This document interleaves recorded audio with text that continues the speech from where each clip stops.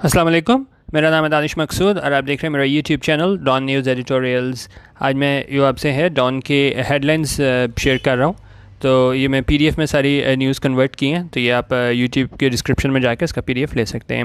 اچھا، آج کی پہلی جو امپورٹنٹ نیوز ہے وہ کافی زیادہ امپورٹنٹ نیوز ہے، کرنٹ افیئرس کے حوالے سے تو ہے ہی، لیکن اگر آپ نے انٹرنیشنل لاء کا سبجیکٹ رکھا ہوا ہے تو اس حوالے سے کافی زیادہ اہم نیوز ہے۔ باقی اس کے علاوہ آئی ایم ایف کی بھی ابھی نیوز ہے، تو آج امپورٹنٹ دو تین کافی نیوز ہیں، تو اس کو ہم ڈسکس کرتے ہیں۔ پہلی نیوز ہے ہمارے، اس میں عمران خان کیا کہہ رہے ہیں؟ وہ کہہ رہے ہیں world must not let Srebrenica like massacre happen in occupied Kashmir, P M Imran Khan.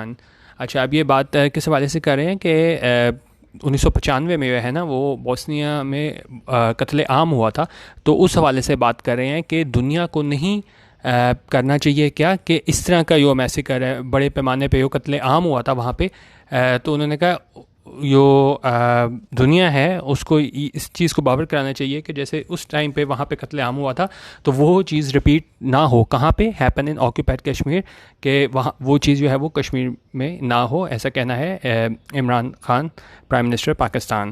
اچھا، اب اس میں یہ کیا ہے، یہ واقعہ ہوا تھا 1995 میں، تو اب تقریباً اس کو وہ 25 سال ہو چکے ہیں نا، تو اس اوکیزن پہ جو ہے عمران خان نے کہا ہے کہ بہت زیادہ سملیرٹیز ہیں، کہ جس طرح وہاں پہ جو جینوسائڈ کیا گیا تھا اور جس طرح یہاں پہ انڈیا والے ظلم کر رہے ہیں کشمیری لوگوں پہ، تو یہ اس کو تھوڑا پڑھ بھی لیتے ہیں۔ ذرا امپورٹنٹ نیوز ہے تو اس کو ہم زیادہ پڑھ لیتے ہیں، یہ دوسری ہیں تو اس کو جو ہے وہ ہم تھوڑا بیچ میں اسکپ کر دیں گے۔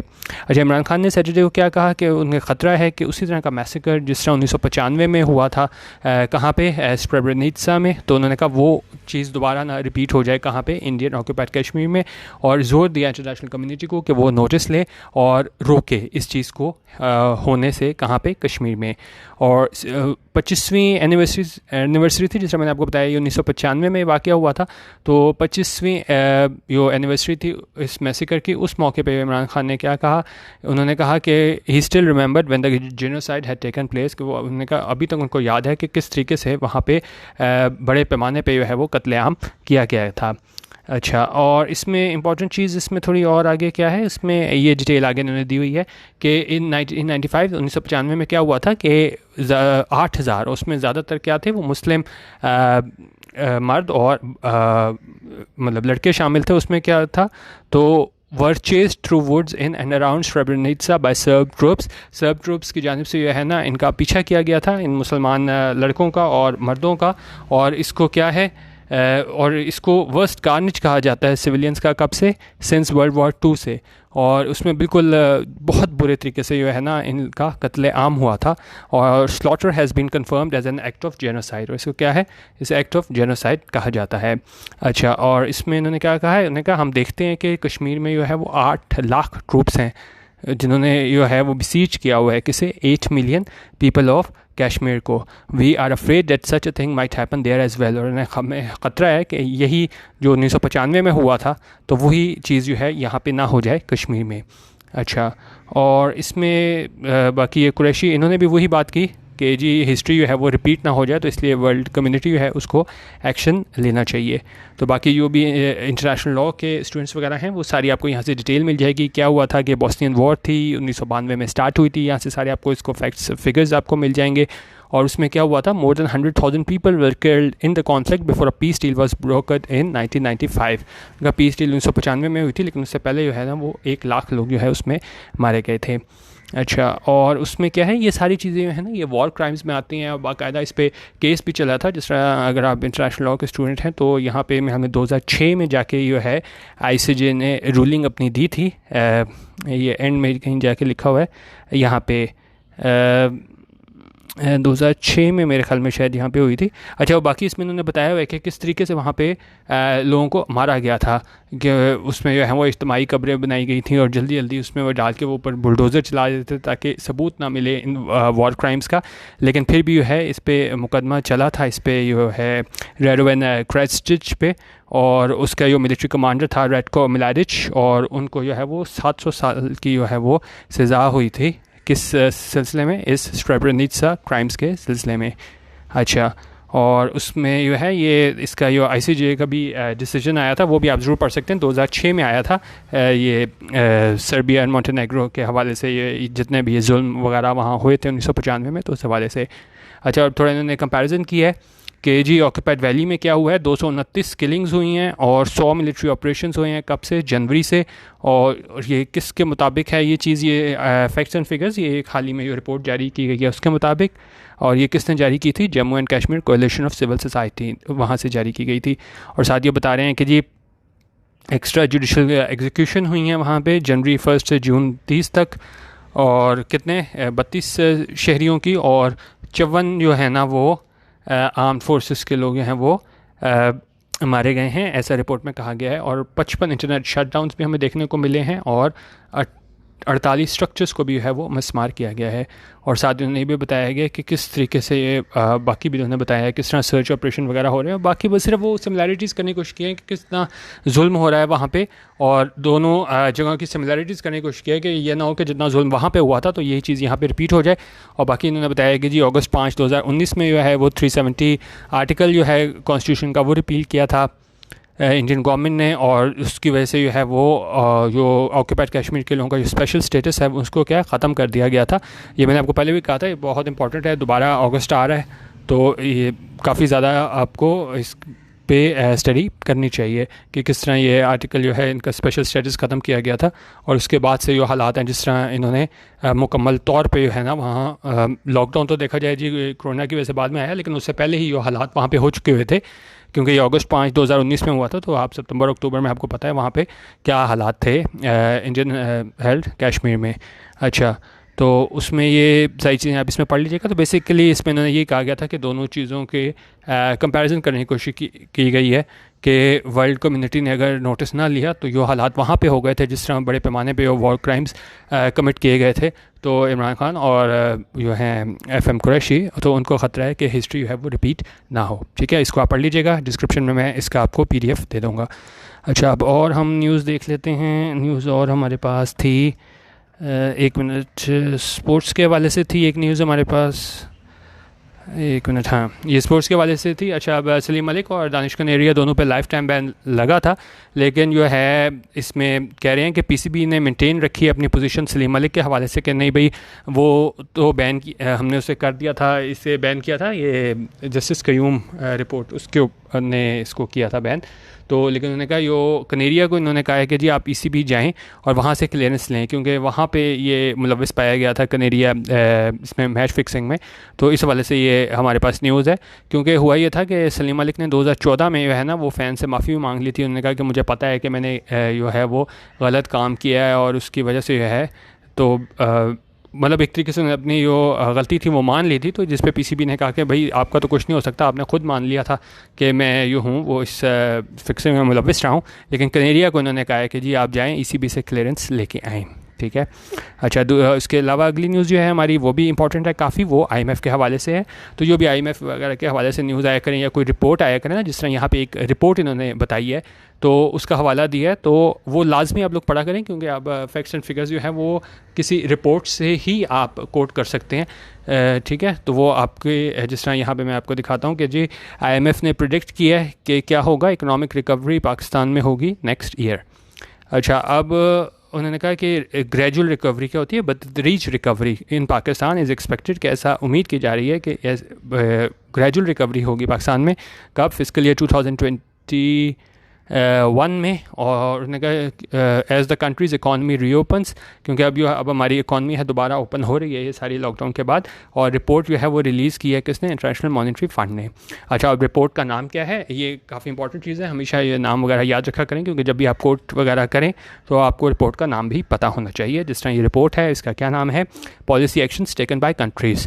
اور اس میں انہوں نے کیا بتایا کہ reviews various steps Pakistan has taken since March to deal with the COVID-19 crisis. تو اس رپورٹ میں بتایا گیا ہے کہ اس کو ریویو کیا گیا ہے کہ یہ اسٹیپس پاکستان نے لیے تھے کیا کرنے کے لیے، مارچ سے یہ اسٹیپس لیے تھے پاکستان نے کہ اس کرونا وائرس کرائسس کو ڈیل کرنے کے لیے اسٹیپس لیے تھے، وہ اس رپورٹ میں بتائے گئے ہیں، policy actions taken by countries. اچھا، اب IMF نے کیا نوٹ کیا ہے کہ انہوں نے کہا ہے کہ ہمارے جو ملک کی جو ہے معیشت وہ بری طرح جو ہے وہ مطلب ظاہر ہے جس طرح دوسرے ممالک کو فرق پڑا ہے ان کی معیشت میں، تو یہاں پہ بھی جو ہے بالکل بری طرح ہمارے متاثر ہوئی تھی اکانومی. اور اس میں ایسٹیمیٹ یہ کیا گیا تھا کہ جی ہماری -0.4% جو ہے نا وہ گراوٹ آئے گی فسکل ایئر 2020 میں. اچھا، اب رپورٹ میں کیا کہا گیا ہے کہ جی Since mid-April, the federal government, in coordination with the provinces, has been gradually easing lockdown arrangements by allowing the lower-risk industries to restart operation. उन्होंने कहा जी mid-April से ही गवर्नमेंट क्या कोशिश कर रही है प्रोविंसेस के साथ मिलकर कि दोबारा जो सेक्टर्स हैं उनको ओपन किया जाए, और फिर क्या हो छोटी और रिटेल शॉप्स हैं उन्हें ओपन किया जाए, और फिर किसके साथ किया जाए, स्टैंडर्ड ऑपरेटिंग प्रोसीजर्स SOPs बना के जो है दोबारा आप कह लें कि जी इसका जो छोटे छोटे कारोबार हैं उनको दोबारा स्टार्ट किया जाए. अच्छा, ये इस लिहाज से भी इंपॉर्टेंट है, एक तो ये IMF की रिपोर्ट थी, उसके बाद इसमें इन्होंने क्रोनोलॉजिकली बताया हुआ है कि पाकिस्तान ने क्या क्या स्टेप्स लिए, क्योंकि इंटरव्यू वगैरह में ना काफ़ी दफ़ा आपसे ये भी पूछा जाता है कि भाई कोई भी मसला हुआ था तो उस टाइम हुकूमत ने ये स्टेप्स लिए, आप बताएं कि आपके ख्याल में ठीक स्टेप्स लिए या कुछ और कर सकते थे. तो यहाँ पर मैं आपको आगे दिखाता हूँ. इसमें इन्होंने बाकायदा स्टेप्स बताए हैं कि पाकिस्तान ने क्या क्या स्टेप्स लिए थे इस कोरोना वायरस के बाद जो है वो मईशत को की बहाली के लिए. तो इसमें फिर आप अपना भी पॉइंट ऑफ व्यू दे सकते हैं कि क्या ये स्टेप्स ठीक थे या जो पैकेज दिए गए थे वो ठीक थे या मज़ीद पाकिस्तानी गवर्नमेंट कुछ कर सकती थी. जिस तरह यहाँ से उन्होंने बताना शुरू किया है, relief package worth ₹1.2 trillion was announced on March 24. उन्होंने कहा 24 मार्च को जो है ना वो एक रिलीफ पैकेज का ऐलान किया गया और उसकी वर्थ क्या थी 1.2 ट्रिलियन. और उसमें उन्होंने कहा वो जिसको अब जो है इज़ नाउ बीइंग इम्प्लीमेंटेड, जिसको आजकल जो है वो इम्प्लीमेंट किया जा रहा है और will be pursued in the fiscal year 2020-21, और इसको परस्यू किया जाएगा अगले साल भी हमारे पास नेक्स्ट फाइनेंशियल ईयर में भी. और साथ उन्होंने स्टेप्स बताए हैं कि कौन कौन से स्टेप्स लिए थे फेडरल प्रोविंशियल गवर्नमेंट ने कि नरमी लाई जा सके. ये इकनॉमिक इम्पैक्ट आया है, ये असर आया है, माशी असर इस पेंडेमिक की वजह से. और की मेजर्स आगे उन्होंने बताए हैं फेडरल गवर्नमेंट ने क्या लिए थे. ये अब आपको सारे बहुत इंपॉर्टेंट चीज़ें आपको पता होनी चाहिए कि पाकिस्तान ने क्या स्टेप्स लिए थे. एक तो उन्होंने एलिमिनेशन की थी, ख़त्म की थी क्या चीज़, इंपोर्ट ड्यूटीज़. किस चीज़ पे, एमरजेंसी हेल्थ इक्विपमेंट, क्योंकि ज़ाहिर आपने वेंटिलेटर और दूसरे ये मास्क चीज़ें वगैरह लानी थी. हेल्थ इक्विपमेंट जितना भी था कि डॉक्टर्स को बहुत ज़्यादा ज़रूरत थी, हमारे पैरामेडिकल स्टाफ को ज़रूरत थी, तो उसमें उन्होंने जो इंपोर्ट ड्यूटीज़ थी उसको ख़त्म किया था. ये एमरजेंसी के टाइम पे जो हमें इक्विपमेंट चाहिए होता है उसके लिए. उसके अलावा उन्होंने कैश ट्रांसफ़र्स किए थे 6.2 मिलियन के किसे डेली वेज वर्कर्स को. फिर कैश ट्रांसफ़र हुए थे कितने 12 मिलियन लो इनकम फैमिलीज़, जिस तरह वो 12,000 जो दिए गए थे, तो वो 12 मिलियन लो इनकम फैमिलीज़ वो दिए गए थे कैश ट्रांसफ़र. उसके अलावा उन्होंने टैक्स रिफंड्स का जो प्रोसेस है उसको तेज़ किया था, ख़ास तौर पे किसके लिए, एक्सपोर्ट इंडस्ट्री के लिए. और इसमें उन्होंने कहा जो 65% जो है ना वो डिस्पर्स किए जा चुके हैं ये रिफ़ंड इससे एक्सपोर्ट इंडस्ट्री को. और उन्होंने फाइनेंशियल सपोर्ट दी थी किसे, स्मॉल एंड मीडियम एंटरप्राइजेज़ को और किसे, एग्रीकल्चर सेक्टर को. तो ये सारे स्टेप्स लिए गए थे पाकिस्तानी गवर्नमेंट की जानिब से. तो और साथ उन्होंने क्या कहा है कि जी इन्होंने ये भी किया था कि आप ये कह रहे हैं कि जी package also earmarks resources for an accelerated procurement of wheat, support for health and food supplies. कि इसकी प्रोक्योरमेंट के लिए भी इन्होंने स्टेप्स लिए थे. और साथ क्या किया था, एक एमरजेंसी कंटिजेंसी फ़ंड बनाया था. और क्या किया है इन्होंने कि and transfer to the national disaster management authority for the purchase of covid related equipment के एक एमरजेंसी कंटिजेंसी फ़ंड बना के और उसे क्या है एक ट्रांसफ़र भी किया गया था किसे, नेशनल डिज़ास्टर मैनेजमेंट अथॉरिटी को, कि वो परचेज़ करे, ख़रीदे कोविड-19 रिलेटेड इक्विपमेंट को. अच्छा, और इसमें उन्होंने क्या है टैक्स इंसेंटिव्स जो हैं वो दिए गए थे कंस्ट्रक्शन सेक्टर को कि उसकी बहाली हो सके, दोबारा इकॉनमी जो है वो पटरी पे आ सके, और ताकि जो एम्प्लॉयमेंट इश्यूज़ हैं उसे डील किया जा सके जो पैदा हुए थे किसकी वजह से, लॉकडाउन्स की वजह से. और इसके अलावा इन्होंने क्या कहा है कि ये फिस्कल मेजर्स और दूसरी बात की है, कैश ग्रांट्स की बात की है लो इनकम हाउस होल्ड्स को देने के लिए, टैक्स रिलीफ की बात की है, और एडिशनल हेल्थ स्पेंडिंग इसकी बात की है. तो बेसिकली एक ये IMF वाली रिपोर्ट, और इससे पहले जो इमरान खान ने कहा था कि वो जिस वाले हालात 1995 वाले कश्मीर में अपना हो जाए, तो ये काफ़ी इंपॉर्टेंट हमारे पास आज की न्यूज़ थी. अच्छा, अब इसके अलावा और हम क्या देख लें. अच्छा, अब UBI पेंशनर्स, आपको पता है लोगों को बहुत थोड़े पैसे मिलते होते थे पहले 5,250, तो लेकिन अब उन्हें कहा गया है कि उन्हें मिलेगी 10% सब्सिडी. कहाँ पे, यूटिलिटी स्टोर्स में. और अब इसका फ़ैसला किया गया है कि इन्होंने कहा कि जी 80 लाख जो बेनिफिशरीज़ हैं ना इसके EOBI employees old age benefits के, तो उनको क्या मिलेगी 10% सब्सिडी. कहाँ पे, यूटिलिटी स्टोर्स पे पूरे मुल्क में. और इसमें कहा गया है कि जी EOBI और USC के दरमियान जो है वो एग्रीमेंट साइन हो गया है. और उसमें उन्होंने क्या कहा है कि ये गवर्नमेंट जो है ना वो जल्द ही जारी करेगी EOBI सहूलत कार्ड, जिसकी वजह से इनको जो है ना वो 10% सब्सिडी मिलेगी. और किस चीज़ में मिलेगी, वो बुनियादी ज़रूरत की बुनियादी जो अशिया ज़रूरत होती है उनमें मिलेगी. और उस पर क्या शामिल होगा, उस 10% سبسڈی سے وہ کیا خرید سکیں گے؟ اسٹیبل فوڈ خرید سکیں گے یوٹیلیٹی اسٹور سے. اچھا، اور باقی اس میں انہوں نے کہا ہے یہ تقریباً جو ہے نا سبسڈی مل جائے گی 1000 روپے پر منتھ کی، اور وہ اس سے جو اسینشیل فوڈ آئٹمس خرید سکیں گے اس میں شامل ہوگا wheat, flour, oil, rice, grains and pulse. ٹھیک ہے.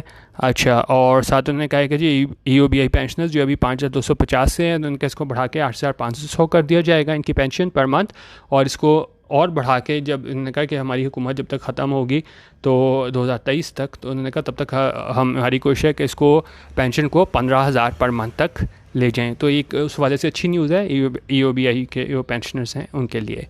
اچھا، اور آگے ہم دیکھ لیتے ہیں. اچھا، یہ بھی کافی امپورٹنٹ نیوز ہے ہمارے پاس، کیونکہ بزنس نیوز ہے وہ آپ لازمی پڑھا کریں کرنٹ افیئرس کے حوالے سے، تو وہاں یہ بزنس پیج سے نیوز لی گئی ہے. تو یہ ہے Pakistan ensuring completion of FATF action plan شیخ.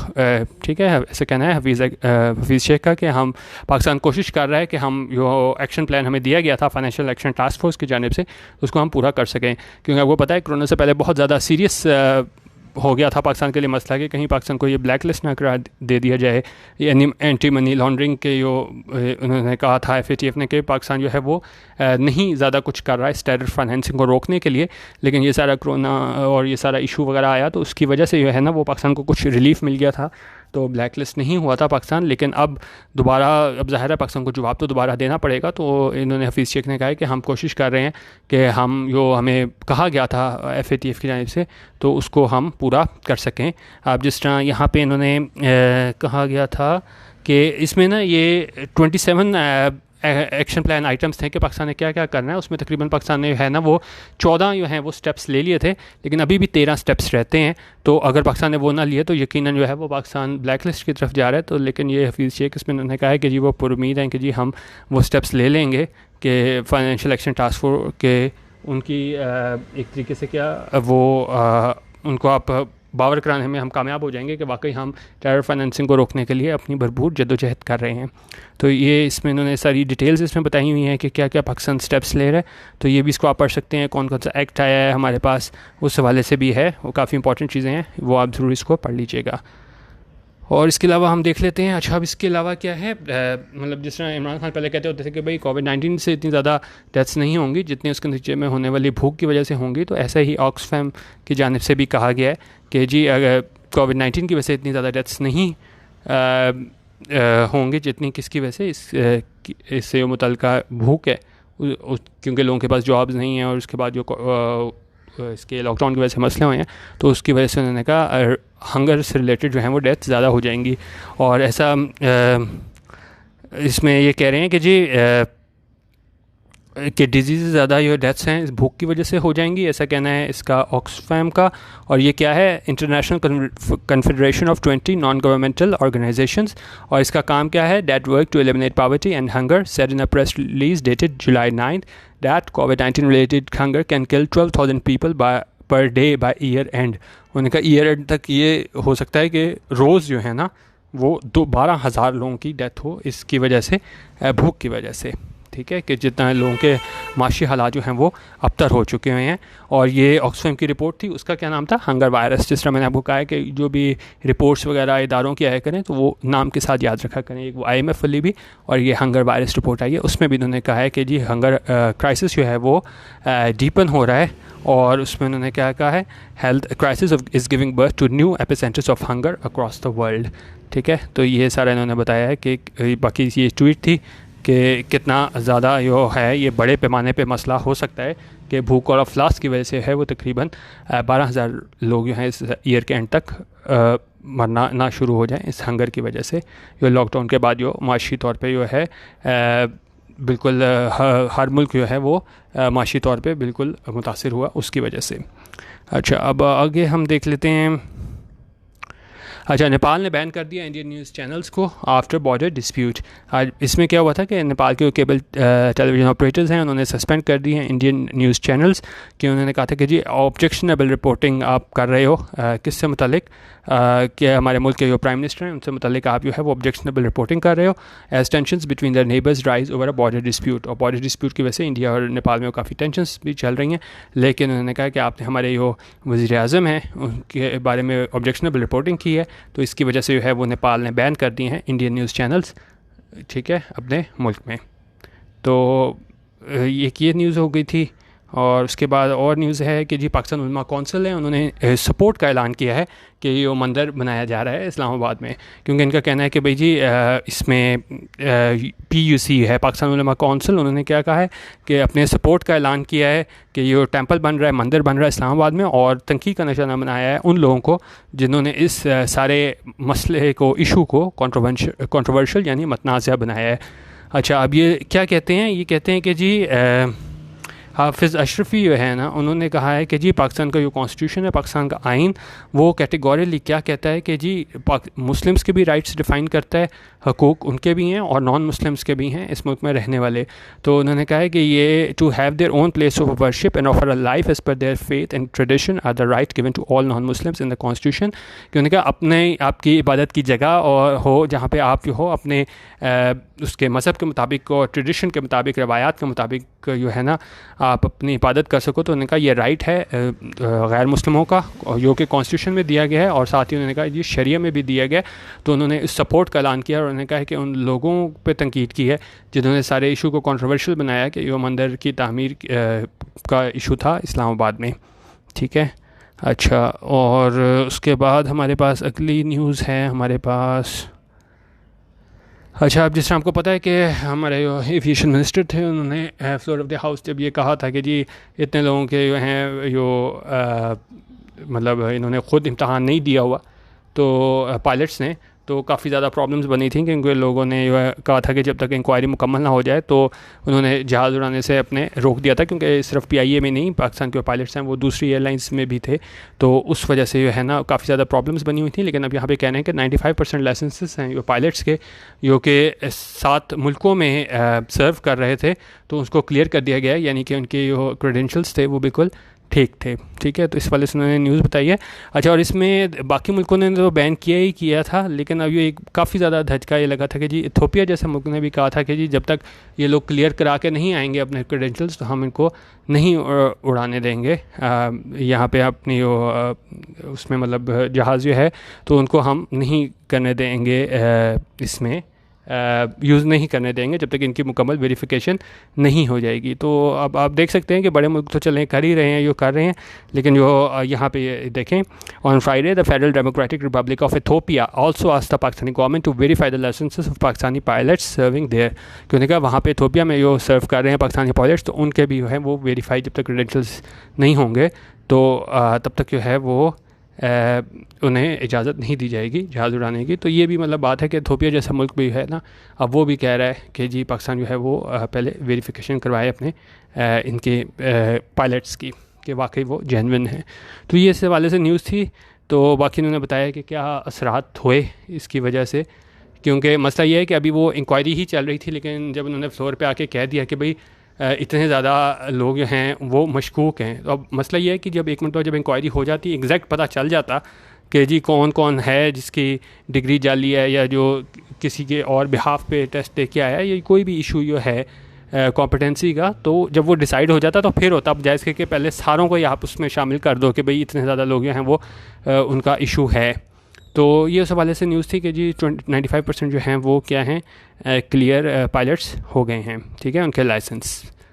اچھا، اور اس کے علاوہ ایک اور ہم دیکھ لیتے ہیں. اچھا، یہ نیوز ہے، یہ تو دیکھا جائے صرف خانہ پوری کرنے کے لیے ہی ہے میرے حساب سے، کیونکہ ان کے جو ایڈوائزر ہیں جو بائیڈن، کیونکہ اب الیکشن ہونے لگا ہے ادھر USA میں، تو اب وہاں پہ جو ایڈوائزر ہیں بائیڈن کے، انہوں نے کہا کہ جی اگر بائیڈن جو ہے اس کے ٹرمپ کی جگہ پریزیڈنٹ بن گیا تو وہ کشمیر کا ایشو ریز کرے گا انڈیا کے ساتھ. اب یہ بھی ایک طرح سے دیکھیں ایک اسٹنٹ ہی ہے، کیونکہ وہاں پہ جتنے بھی مسلمان رہتے ہیں ان کو یہ باور کرانے کے لیے کہ بھئی آپ ٹرمپ کو نہ لے کے آؤ ایز اے پریزیڈنٹ، بائیڈن کو لے آؤ تو ہم جو ہے وہ کوئی حل نکالیں گے کشمیر کے لیے.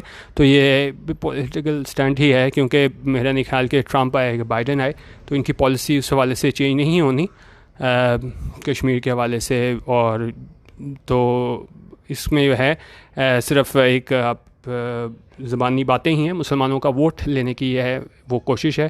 تو میرا نہیں خیال اس میں کوئی سبسٹینشیل ایسی کوئی بات ہے کہ واقعی بائیڈن جو ہے کوئی اہم کردار ادا کرے گا اگر یہ صدر بن بھی جاتا ہے ٹرمپ کی جگہ تو، ٹھیک ہے. اچھا، اور اس کے بعد جو ہے اور نیوز باقی اچھا اجمل وزیر جو ہے ان کو ریموو کر دیا گیا ہے کہ یہ کون تھے؟ یہ کے پی کے سی ایم ہیں، چیف منسٹر، ان کے کیا ہیں انفارمیشن ایڈوائزر. اور یہ کس وجہ سے ان کو ریموو کیا گیا ہے؟ ان کو ریموو اس وجہ سے کیا گیا ہے کہ ایک آڈیو کلپ ہے جو ہے وہ لیک ہو گئی ہے ان کی. تو اس میں یہ تھا کہ کس طرح وہ اس کمیشن کی بات کی گئی تھی کہ جی کسی ایڈورٹائزنگ کمپنی سے جو ہے کمیشن لینے کی بات ہو رہی ہے. تو ابھی اس پہ تحقیق وغیرہ ہونی ہے، لیکن جو ہے اس میں کامران بنگش، تو ان کو ایڈیشنل چارج دے دیا گیا اس کی جگہ. تو اب یہ دیکھتے ہیں یہ اس کی تحقیق ہوتی ہے لیکڈ آڈیو کلپ کی کہ کیا واقعی انہوں نے کمیشن لی تھی وہاں سے ایڈورٹائزمنٹ جو کمپنی ہے یا نہیں. تو وہ کافی ایشوز پہلے سے چلے آ رہے ہیں. تو اب یہ دیکھتے ہیں کہ اجمل وزیر جو ہے وہ اپنا نام کلیئر کرانے میں کامیاب ہوتے ہیں کہ نہیں. لیکن فی الحال جو ہے ان کو بنگش کو، کامران بنگش کو ایڈیشنل چارج جو ہے وہ دے دیا گیا ہے. ٹھیک ہے. اچھا، اور یہ کس اس کے تحت ایکشن لیا گیا ہے؟ The action has been taken under section 3 of K P advisors and special assistants to the chief minister appointment act 1989. اچھا، اور یہ کیوں ریموو کیا گیا تھا؟ اجمل وزیر was removed after a لیکڈ audio clip. Bangash confirmed, انہوں نے کہا، بنگش نے کنفرم کر دیا کہ جی یہ آڈیو کلپ جو لیک ہوئی ہے اس کی بنا پہ ہوئے اجمل وزیر کو ریموو کیا گیا ہے. اور انہوں نے کہا ہے کہ جی کچھ چیزیں سامنے آئی تھیں اس سے وزیر سے متعلق کہ انہوں نے کمیشن لی ہے کس سے، ایڈورٹائزنگ فرم میں، جس کی وجہ سے ان کو جو ہے وہ نکالا گیا ہے. اور انہوں نے کہا یہ سارا جو واقعہ ہے اس کو عمران خان کو بتا دیا گیا ہے کیا ایشو ہے. اور انہوں نے کہا فورینسک انویسٹیگیشن جو ہے وہ کی جائے گی تاکہ جو ہے وہ میڈیا کو، ساتھ ہی انہوں نے کہا کہ جی میں میڈیا پہ آ کے جو ہے ڈیٹیل بریفنگ بھی دوں گا اس سارے مسئلے پہ. ٹھیک ہے.